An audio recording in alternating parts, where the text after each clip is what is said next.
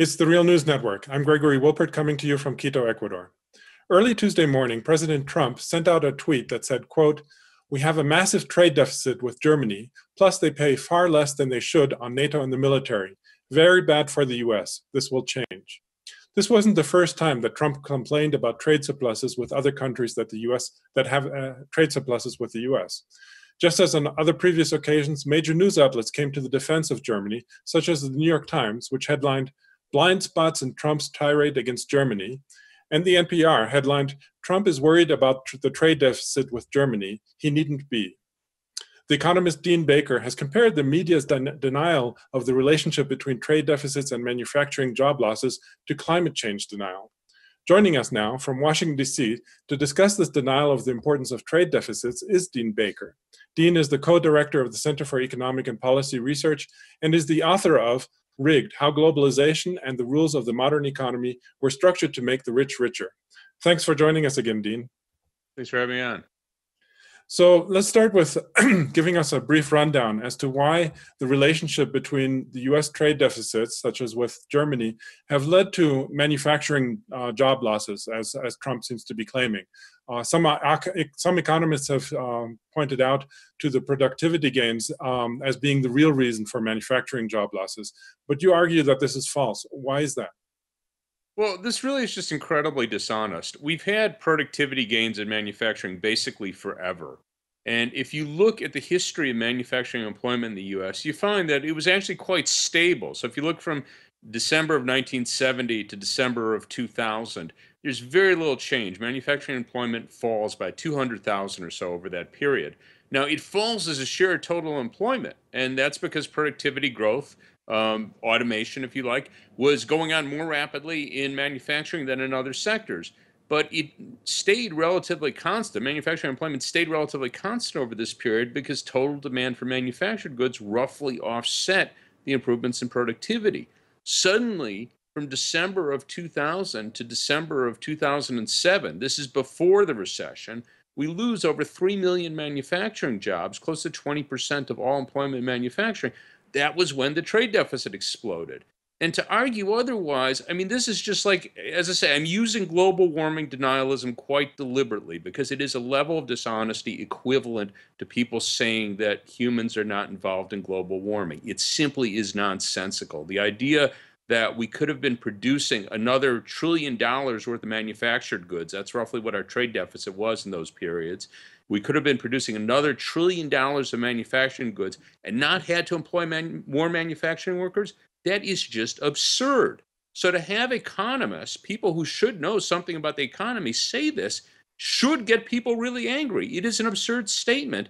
And it's really incredible that you have a lot of people, no doubt, listening to these economists acting like, oh, those stupid manufacturing workers, they don't understand that it just was productivity growth, robots, automation, whatever you want to call it, and they want to blame trade. Well, they're right to blame trade. It was trade. Well, another argument that I saw in some of these articles that were defending the German trade deficits was that it has something to do with the relatively cheap euro. That is, that Germany can't do much about it because the relatively low value of the euro is making German imports cheap, and that actually it's the European Central Bank that controls that value and not Germany.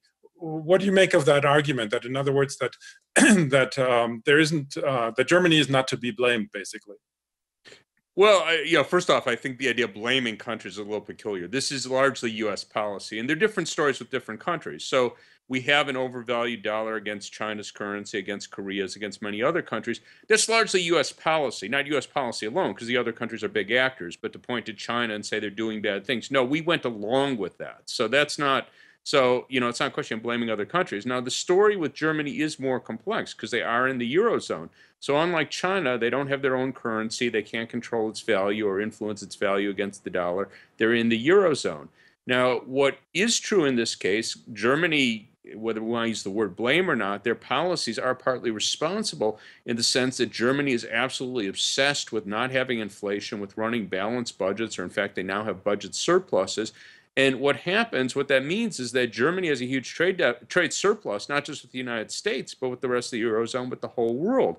What they should be doing is be running larger budget deficits, which would increase their demand for foreign goods, imports from other countries, including the United States, and also would lead to increased demand for in their own labor markets, higher wages, higher prices, and make their goods relatively less competitive. So that's what they should be doing. But it's not a simple story. Germany can't unilaterally raise the value of the euro against the dollar, but they certainly could and should, really more for the European countries, the Eurozone countries than the United States, but they should be running more expansionary fiscal policy, meaning larger budget deficits. I want to turn now to the question as to why there's this kind of economic climate change denial going on, that is trade deficit denial going on. That is, why would news outlets and other pundits deny the role of trade deficits in manufacturing job losses? And why would they engage in something that you would call similar to climate change denial? Well, I think, we have a disaster story through much of the Midwest, the manufacturing regions of the Midwest over in the last decade. I'm mentioning this plunge in employment. Some places in Ohio, in Michigan, in Pennsylvania. This was absolutely devastating. Obviously, the people lost their jobs, the communities, people losing jobs in manufacturing and paying them 20, 25 an hour. Their alternative is going to work at the Walmart for $10 an hour, convenience stores, maybe even less. There were no good opportunities there. It really did devastate those regions. So question is, okay, do we say that was just technology? It's kind of like the weather. I mean, that's bad news, but who are you going to blame for the weather? Or was this something that we did? And it was something we did. This was conscious policy. The trade deficit didn't slip up on us. We saw it. At least anyone who was following the data. I'm blaming the people in Washington, the economists who were influencing policy. I don't blame the person out in the middle of the country. But it was not something that was just happening. This was conscious policy. We ran a large trade deficit with much of the world. And it was easy to see. It was an overvalued dollar. It began under President Clinton, continued under President Bush, so you can be totally bipartisan in this. But the whole issue is one where you have, use the term elites, more educated people. They don't want to take responsibility. They're just saying, we feel bad for those stupid people in the Midwest, but, if they'd just gotten good education and worked hard like we did, then they wouldn't be in that situation. And in now turning to the question of, well, what could be done? I mean, in one article, you reject the idea of imposing import tariffs, which is something that Trump seems to have favored for a while. What then can the U.S. do about its massive trade deficit with the rest of the world and thereby boost manufacturing? Well, the key is getting the value of the dollar down. And Trump had talked about that, but he totally abandoned it. I mean, China's always put front and center here. And they are the biggest actor. They aren't by any means the only one. But when Trump met with President Xi from China back in April, he said, "Oh, we have a great relationship, and he's going to help us in dealing with North Korea and the missile issues there." And he was asked about the currency, and after railing through his whole campaign about how China's a world-class currency manipulator and they're the real bad guys, he said, "Well, why would I raise that issue when we're such good friends?" So, I mean, the issue is getting the value of the dollar down. That would help correct our trade deficit. Now, I have to be honest about this. It's not going to bring back the jobs we lost in Pennsylvania, Michigan, Ohio. We will get jobs back. Some of them will be there, but those jobs are permanently lost for the most part. I mean, this was devastation that cannot be easily reversed. People's lives were ruined, and there's not an easy story to reverse it. I could talk about policies we should be pursuing going forward, but we're not going to correct the damage that was done. And in the tweet that I read earlier from Trump, he makes the perhaps unconscious connection between the trade deficit and military expenditures. That is, he's also complained that NATO countries such as Germany do not spend enough on the military. But that means basically that that Germany has more of its tax revenues and GDP to spend on education, things such as education, healthcare, and welfare.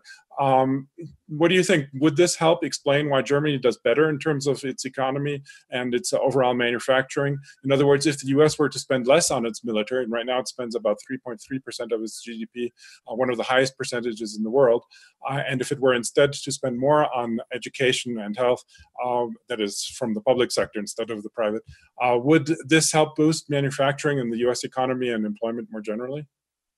Well, there's 2 points I'd make about it. You know, the countries, Germany's a little over 1.2, I think 1.2% GDP compared to our 3.2 or 3.3. Some of the other countries, France, I think is around 1.8. You know, so most of the European countries are between 1 and 2. So that does mean they're less than the U.S. Now, if you just said, okay, suppose we took 2 percentage points of what we spent on the military, so 2 percentage points of GDP, roughly 2/3 of what we're spending on the military, and instead put it to education, infrastructure, and other purposes, I think that'd be a very good thing. Now, would that totally change the story? I can't say that. You know, the other point I'd make on that is we could do that even without cutting the military. So I'm not trying to protect the military, just to be clear. I'm just saying that it would be wrong to say because we're spending this money on the military, we can't have good infrastructure, we can't have good education. We actually can, which again is not an argument for protecting, you know, military spending that doesn't make sense, but that's not the proximate cause. Okay, well, we're talking to Dean Baker, the co-director of the Center for Economic and Policy Research. Thanks, Dean, again for joining us today. Thanks a lot for having me on. And thank you for watching the Real News Network.